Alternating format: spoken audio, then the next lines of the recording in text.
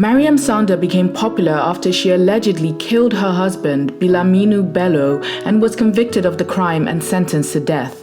Unlike many of the others that feature on our Top 10 Facts videos, Sanda is not an artist, nor is she an entertainer in any form. Yet, public interest in her life and story have made this video paramount. You will learn all the important facts about Maryam Sanda here. Hello guys, and welcome to another exciting installment of our Top 10 Celebrity Facts series, brought to you by Sidemex Entertainment. We'll be shedding light on some of the unclear and unusual facts about Maryam Sanda in this video. You may have wondered why her name is so popular. Well, we're here to provide answers to your questions. Thus, kick back your feet as we share all the details about her to you. Have you subscribed to our YouTube channel yet?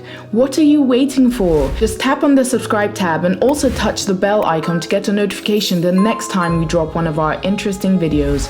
Without hesitation, we get into the details of this video.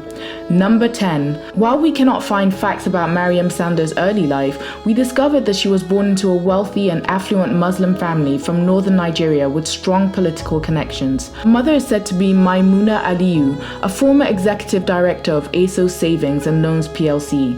Aliyu herself became famous after her run-in with the police. In 2019, the ICPC arrested her for alleged fraud and criminal diversion of funds to the tune of about $360,000. Number 9. Maryam Sanda and Bilyaminu Bello tied the nuptial knot sometime in 2015 or 2016, and the family was based in Abuja.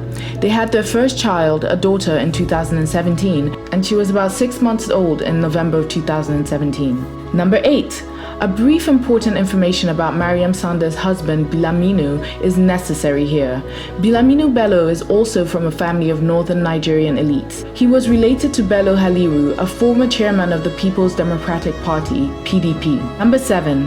On the 18th of November 2017, Maryam Sanda and her husband, Bilyaminu Bello, reportedly got into a disagreement, which eventually led to his death at her hands. There were many theories about what led to the argument. Some sources said it had been over Bello's repeated infidelity, while others claimed that it was over a nude photo that Sanda found on her husband's phone. Number 6. Did you know that during the period that she was said to have killed her husband, she was pregnant with their second child?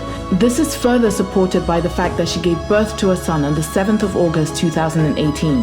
But by that time, she had been arrested and charged for the premeditated murder of her husband, Bilyaminu Bello. So did she give birth inside prison? No. Her lawyer had secured bail for her earlier in March 2018 after the court received medical reports that she was pregnant. Number 5. Now let's take a look at some of the key facts from Maryam Sanda's murder trial. It began at a trial court in Abuja in November of 2018. First, the family's laundryman, Mr. Abdullahi, narrated his version of the event.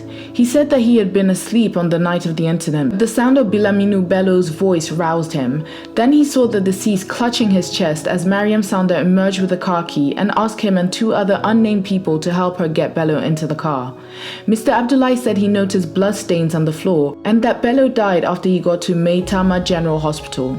According to the laundryman, the relatives of Bilyaminu came and covered him with Sanda's veil. It was then that his mother noticed the stab wounds, bite marks, missing fingers, and private parts. He ended his testimony by saying that the blood stains that they left at the house had been cleaned when they returned. The second testimony was from Mr. Okon, an Assistant Superintendent of Police, ASP, attached to the Maitama police station at the time of the incident. He said that he got a call from the Maitama General Hospital that a lady was there with a lifeless body.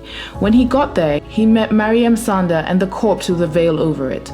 Okon claimed to have taken pictures and gotten Sanda to write a statement at the police station. Okon also said that he visited the scene of the incident with the relatives, and while he found broken bottles on the floor, there were no bloodstains. He adds that before he released the corpse for burial at the family's request, the mortuary had carried out an autopsy.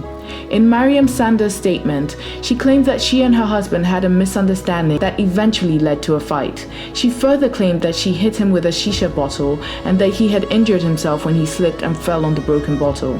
A third testimony came from Mr. Aliyu, a friend of the family. He said he had visited in the afternoon to watch a football match. He stayed until Bilyaminu Bello arrived. Then he left briefly before returning at midnight with another person named Ibrahim. Mr. Aliyu said he, Bello and Ibrahim were discussing about repairing Maryam's car. Eventually, they left to give the couple their alone time. Number 5. After the hearings in 2018, Justice Yusuf Aliyu delivered a chilling death sentence on Maryam Sanda on Monday, the 27th of January 2020. He said that the broken shisha pot and scattered living room were stage-managed and an affront on the court. On hearing the judgment, Maryam Sanda had attempted to escape through the back door of the courtroom, but the personnel of the Nigerian Correctional Service (NCS) recaptured her. Number 4. In February 2020, Maryam Sanda's legal team appealed the judgment at the Federal Capital Territory High Court in Abuja. They claimed that the death sentence for the murder of Bilyaminu Bello was tainted by bias and prejudice. Number 3. Many false reports had claimed that Maryam Sanda was granted presidential pardon in April of 2020, alongside 70 other inmates at the Medium Security Custodial Center, Kuje. The Nigerian Correctional Service, NCS, released a statement that she is still in custody to debunk the reports. Number 2. As of 2020, Maryam Sanda's case had become so high profile that international bodies were commenting on it. In January, the Washington Post did an article on it that covered public opinions about death sentences in Nigeria and other parts of the world. Also, in May of 2020, the Nigerian police force had urged the appeal court not to waive the death sentence. Police counsel James Idachaba said that Sanda's appeal was baseless, frivolous, and lacking in merit. Number 1. On Friday, the 4th of December 2020, the Court of Appeal in Abuja affirmed the conviction and death sentence by hanging that was handed to Maryam Sanda. Justice Stephen Adda, who read the decision on behalf of the 3-member panel of justices, held that the trial judge was right in his decision. Adda adds that the appeal lacks merit. Maryam Sanda's death sentence is still a hot topic. Many mentioned that there was simply not enough evidence for such a sentence. Her mother, brother, and housekeeper had allegedly cleaned up the scene before officers arrived. They had been charged, but later discharged as there was not enough proof to prosecute them as well. We hope that we have been able to provide all necessary facts about Maryam Sanda in this video. Are there some quick facts you feel like we missed? Please let us know in the comment section below and check out this other recent clip from Sidemex Entertainment. Don't forget to subscribe and ring the bell to be notified about our latest videos.